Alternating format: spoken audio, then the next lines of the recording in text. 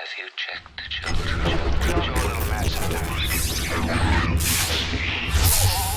Hi, I'm Chucky. Wanna play?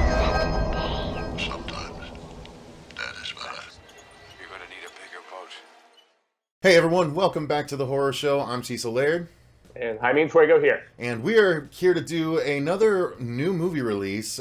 This is theatrical only, at least for the next couple weeks, and then it goes to VOD. But we are here to talk about Freaky, which is the horror spin on Freaky Friday, starring Vince Vaughn. And do you know the girl's name, Fuego? Not offhand, but I know we've seen her in a number of different horror things. I might as well just look really quickly.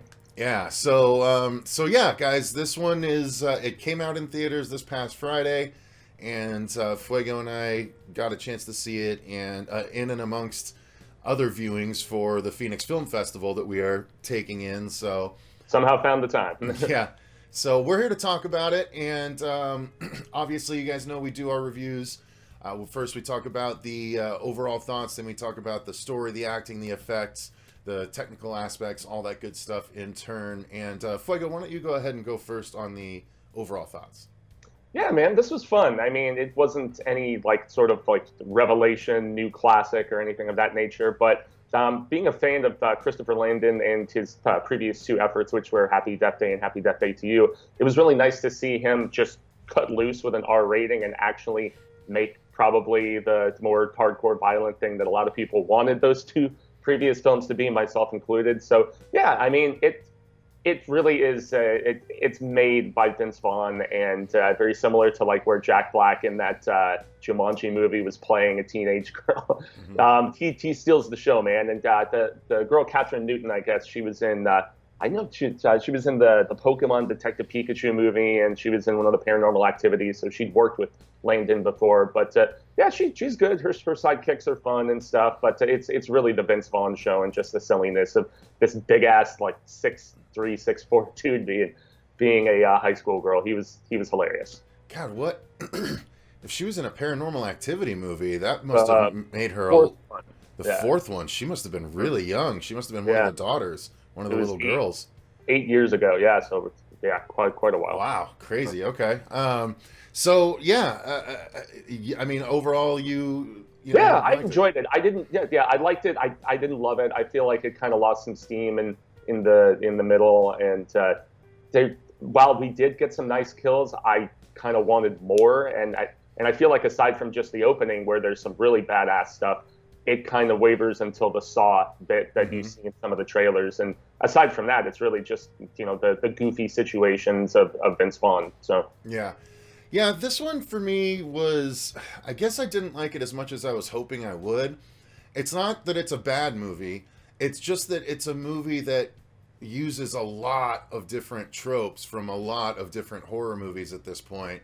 Yeah. I mean, the car not starting until just when the person is, close enough to just barely miss it. I mean, any number of other tropes that they even call out at one point. You're black, I'm gay, we're dead, that was in the trailer. And it's like, okay, so that's the thing. Coming from the guy that did Happy Death Day, I guess I kind of expected this to be a lot more clever than it ended up being. I feel like it relied too heavily on Vince Vaughn's acting for the role, and I don't think they focused as much on making the script as kind of smart as it needed to be to really prop up the idea. I know the idea is enough to sell the movie, and it'll probably, well, I don't know if it'll do well enough to justify a sequel, but I know I saw somewhere that someone said they're ready, with an idea for the second one already, and it's like, well, I don't know that they've box office this weekend. I think it made around $4 million, which is chump change compared to what theaters used to do, obviously. Yeah. So I don't know. It was okay. It was just okay. That's pretty much as much as I can say about it, because I only chuckled twice. But the one line that made me laugh was, "Peeing standing up is kind of rad." that one got me. It was just out of nowhere. It was pretty funny. But yeah, I mean, I guess let's dive deeper into it. So the story, you know the story from the trailer. I mean, there's a serial killer out there played by Vince Vaughn, and he targets this girl at one point and he has this mystical knife, and when he attacks her, they end up switching bodies, and then she's got 24 hours to switch back.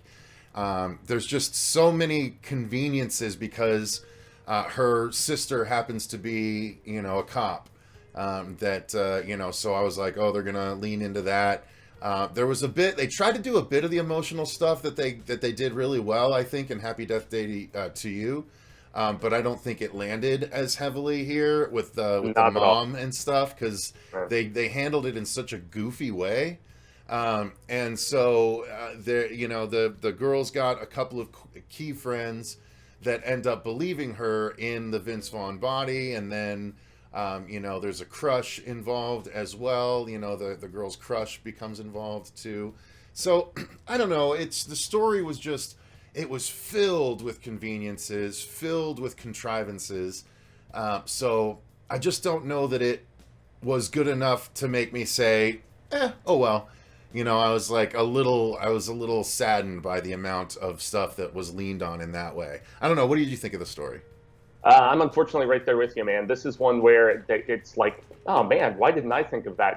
It's that great concept that feels like a no-brainer, but I feel like the execution just wasn't there as much as I wanted it to be. It was fine for what it was, but very by the numbers, and just kind of trope after trope, as you said. And I know that was kind of by design, but that doesn't necessarily excuse the lack of execution, I think. And I mean, there were some very amusingly written scenes. The one in particular with the crush and Vince Vaughn, where he puts his arm around the big guy and he goes to kiss Vince Vaughn.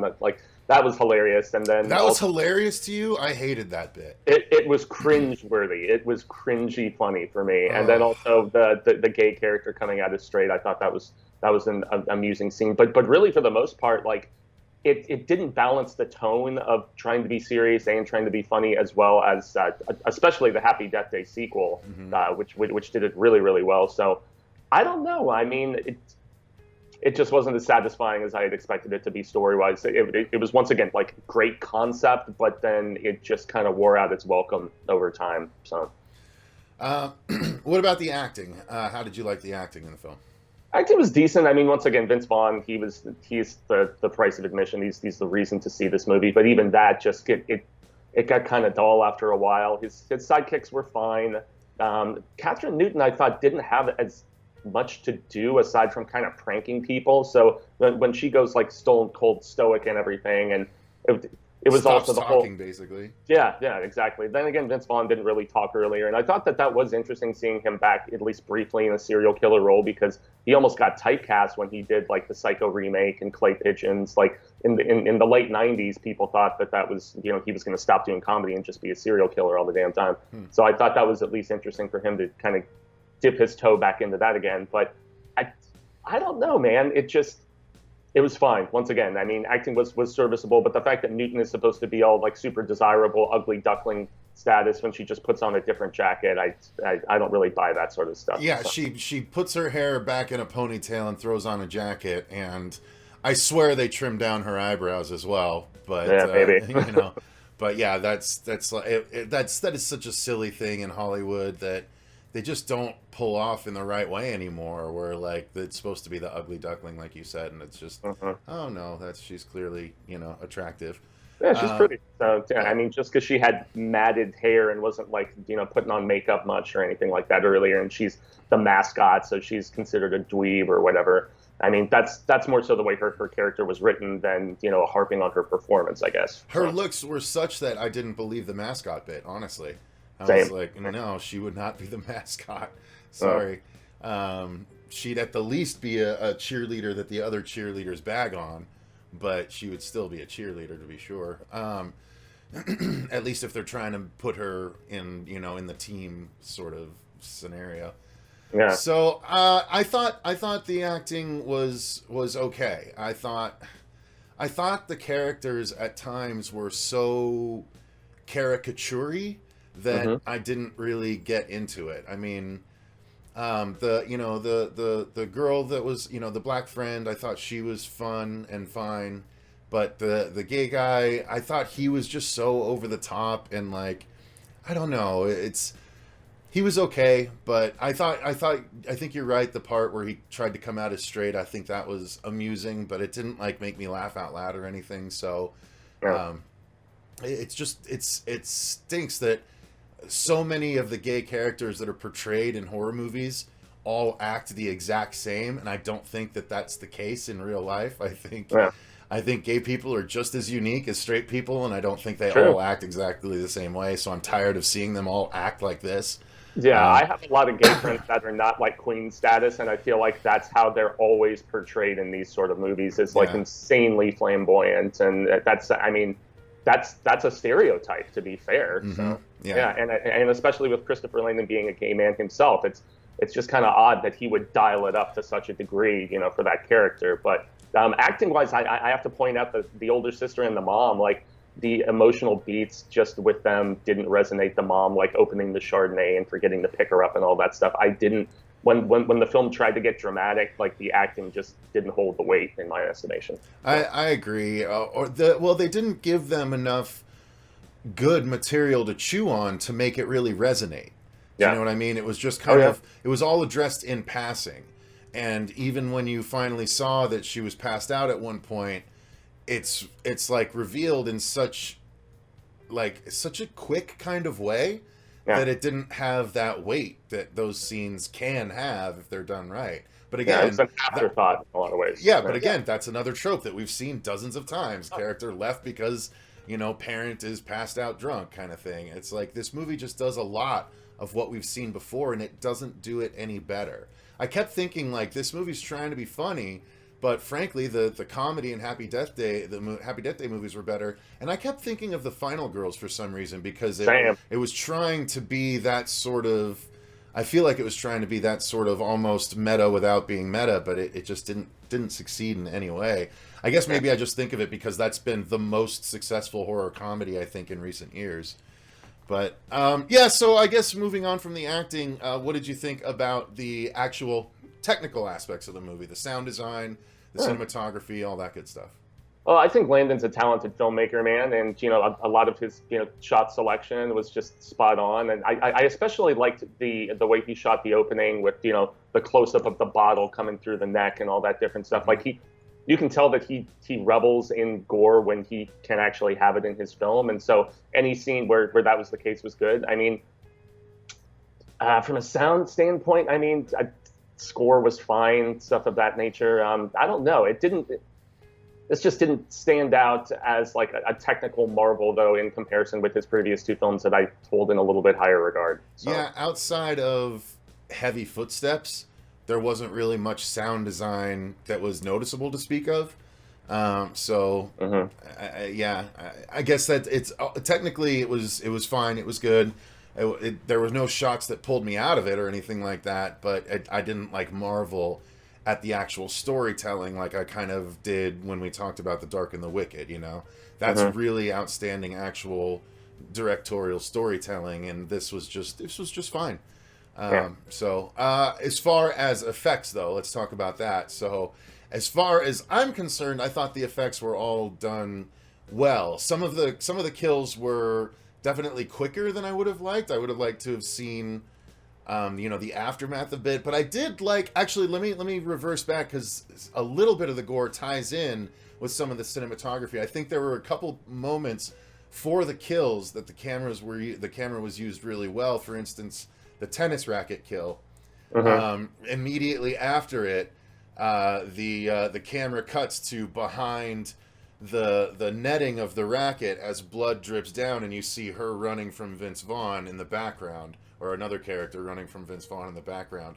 I kind of liked that, so there were a couple of moments where the camera angles did impress me, so I do need to rewind and say that, but I would have liked to have seen that in a wider little bit to see more of the carnage as well, but overall I think I was very happy with it, especially with the Saw situation. I didn't realize that they showed much of that in the trailer, so I was like, as soon as the Saw turns on, you're like, okay, how are we going to use it? Which, again, Saws have been used to death in horror movies as well, including as recently as the Child's Play reboot from last year. So, Anyway, what about you, Fuego? Gore?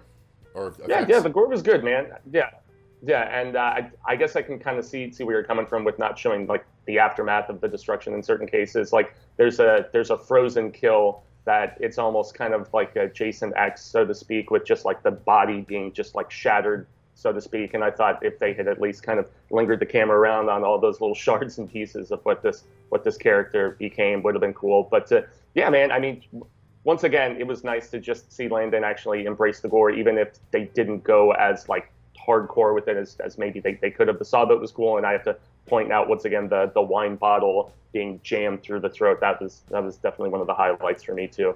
Yeah, and that was like the very first one. So I was like, okay. Yeah. Set the stage well. That cryo chamber one though didn't make any sense. There's no way they would set it to be able to go that low, and then not only that, but that kill is something that Rick and Morty did in an earlier season. Not in the cryo thing, but Rick shows up to high school and freezes a guy, and then someone comes over and Summer actually comes over and accidentally taps him, and he falls over and shatters in the hallway. So I'm not saying it was a rip off of that. I'm just saying it's something I've seen before in something else. So I don't know. It seems to be the thing about this movie. It's just a lot of what we've seen before. And I think that's why we both like the bottle kill, because I've even seen the lump in the throat before, but I haven't seen the shards sort of blasting through after that. Yeah. So that was new, but I mean, even the kills were sometimes stuff I'd seen before. So, I mean, it's weird. It's an enjoyable enough movie. I don't know that I would revisit it. I definitely won't revisit it like I would revisit Happy Death Day. But or the Final Girls, like you mentioned. Or the Final Girls. That really set the standard, in my opinion, in a lot of ways. Agreed. I will watch that more than almost any other horror comedy, almost.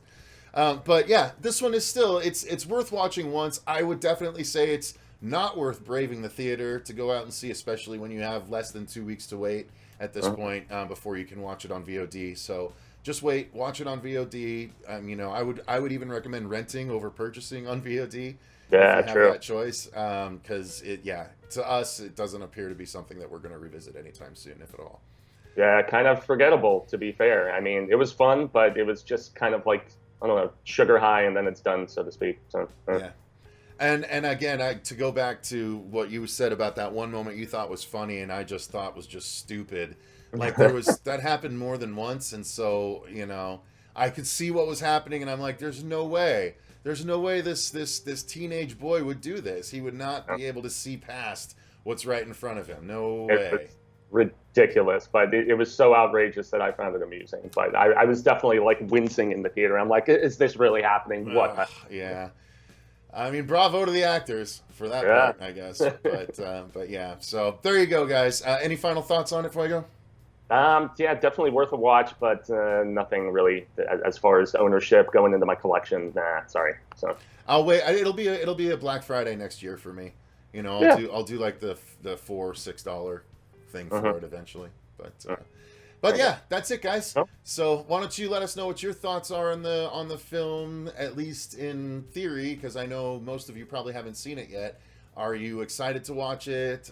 Does this discourage you a little bit? Let us know any and all thoughts in those comments down below. While you're down there, feel free to click the like button and subscribe. Click that notification bell. Set it to all if you want to make sure you don't miss all our episodes going forward. We have a lot coming at you. So thank you very much for watching, and thank you to our patrons for supporting the channel. We greatly appreciate all of you. And until next time, I've been Cecil Laird. And Jaime Fuego here. And remember, stay scared.